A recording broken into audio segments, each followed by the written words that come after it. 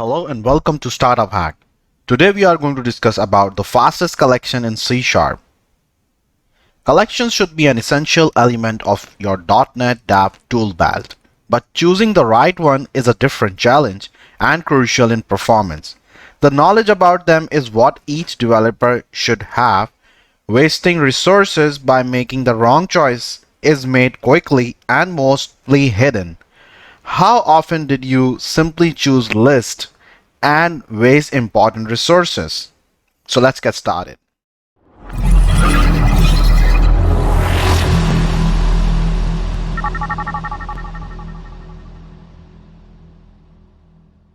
So today's agenda is number 1 HashSet, number 2 dictionary, number 3 linked list, number 4 stack, and number 5 queue. So let's dig in. Do you want to earn $100,000 a year? Do you want to become a software developer within just 3 months? With our amazing course and awesome tutors, you never have to worry about getting stuck. We help students to learn skills that companies want to hire. We are Startup Hack. Don't forget to subscribe our channel. So let's get started. Alright, let's move towards the first topic, which is HashSet. What's your favorite collection? I bet $100 it is list. Most of the time it is certainly often in the first place. For me, the decision is quite obvious. HashSet is an everyday companion. HashSet is very similar to list. The only difference is that no entry in this collection can be duplicated.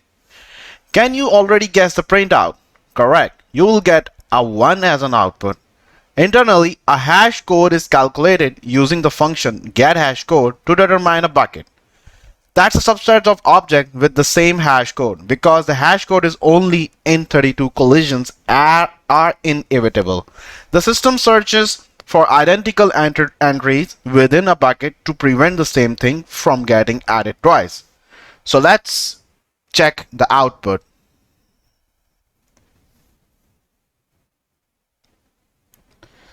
So it say 1. But same doesn't necessarily mean the same thing, but here again equals plays a role. It's fast because adding just requires hash calculation and bucket management, so the hash set is less complicated. All entries in a hash set are simply output in order. Okay, now the dictionary. Another underestimated collection is dictionary. It is very similar to hash set. There is one big difference. It takes 2 generic arguments.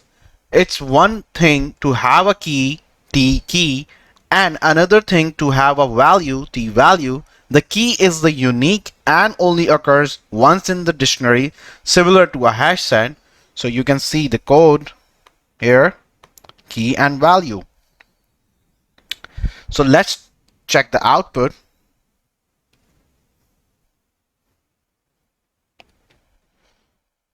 It says 5. A dictionary thus guarantees the uniqueness of its keys.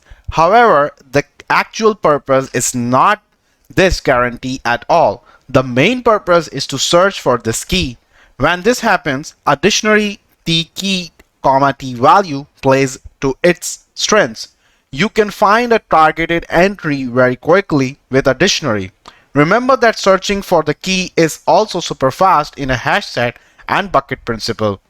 I have found that not using this collection builds up a lot of performance debt, because if one looks for an entry in a list T, in worst case all entries must be searched one after the other. Many CPU cycles are wasted when there's a lot of data or nesting. However, adding to a dictionary T key, T value takes a little more work than adding to a primitive list. When it comes to specific searches, dictionary T key, T value is a strong companion. Okay, now the third is linked list. If your favorite still might be list, check out linked list. This collection can exist as long as it's clear why the list is useful. This is the only list that doesn't store data in an internal array. Since no array has to be created or expanded in case of capacity overflow, linked list stores large amount of data very efficiently. Instead of using an array, the entries are linked together and put it into context. This list is unbeatable regarding memory requirements and effort when adding an element. This code fragment output 5. So let's check it. So the output is 5. Caution, a downside with this collection is that adding is only fast if you add new elements n at the beginning or end. Use add first and add last. When you add somewhere in the middle, it's slow. Here's a linked list, does not know where an element is located. Therefore, it must iterate through all entries from start to finish to find an element. This is why using add before and add after are complicated. When you want to find a specific element or detect if an element is in the set, you always have the overhead of iterating through the entire set.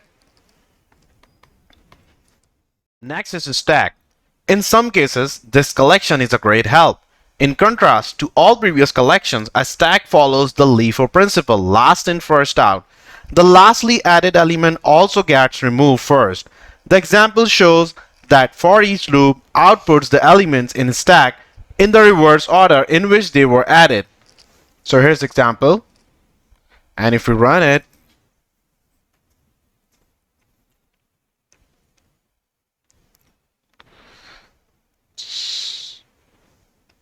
so the last is first and then it is last is first out.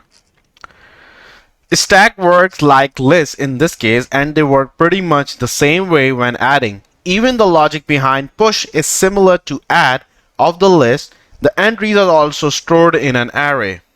The last collection in our video isn't for everyday use, but when you need to use it, you'd better know about it and its sweet perks.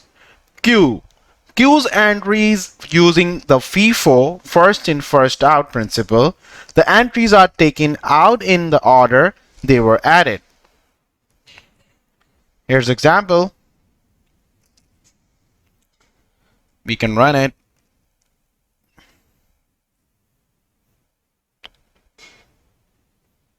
So FIFO is just like that. First in, first out, first in, first out, first in, first out. Queues have their advantages. It's easy to remove the first entry from the queue with dequeue.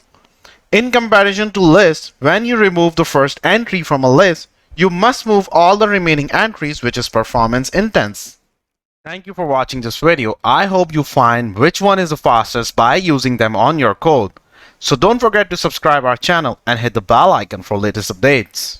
Joining our course, you can simply go to our website called startuphack.com/start-now. Thank you.